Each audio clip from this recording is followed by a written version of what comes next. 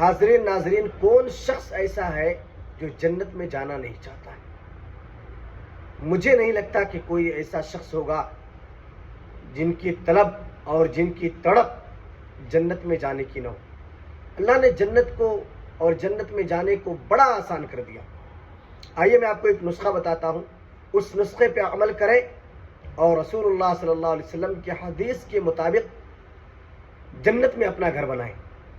آقا علیہ الصلوۃ والسلام نے حدیث کے اندر ارشاد فرمایا کہ جو شخص چاشت کی 12 رکعت نماز ادا کرے، چاشت کی نماز 12 رکعت جو شخص ادا کرے، اللہ تعالی جنت کے اندر اس کے لیے سونے کا ایک گھر بنا دیتا ہے۔